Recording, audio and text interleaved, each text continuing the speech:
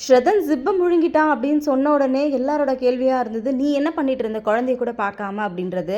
ஆப்வியஸா நானா இருந்தாலும் அப்படிதான் வந்து கேட்பேன். பட் அங்க என்ன நடந்துச்சு அப்படின்றது எனக்கும் ஸ்ரதனுக்கு மட்டும் தான் வந்து தெரியும். எங்க அம்மா வந்து கேட்டாங்க, "நீ என்ன பண்ண? தம்பிய பார்க்காம என்ன பண்ணிட்டு இருந்தன்னு?" கேட்கும்போது ஸ்ரதன் சொன்னது, ஆயா எங்க அம்மா வந்து வேலை தான் பார்த்துட்டு இருந்தாங்க. என் பக்கத்திலேயே உட்காந்து சாரீஸ் எல்லாம் ஆர்டர் எடுத்துட்டு இருந்தாங்க.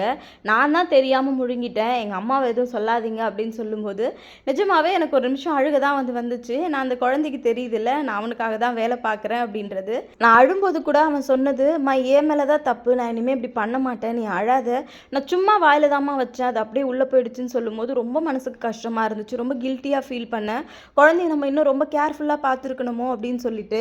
ஆனா நான் எப்பவுமே அவன ரொம்ப கேர்ஃபுல்லா பார்த்துப்பேன். பட் ஏன் அன்னைக்கு அப்படி நடந்துச்சு அப்படின்றது எனக்கு தெரியவே இல்ல. அந்த 3 வயசு குழந்தைக்காவது புரியுதுல்ல, அம்மா நமக்காக தான் வேலை பார்க்குறாங்கன்னு சொல்லிட்டு. அவன் சொன்ன வார்த்தை எனக்கு அவ்வளோ ஆறுதலா வந்து இருந்துச்சு. இப்ப ஸ்ருதன் ரொம்ப நல்லா இருக்கான்.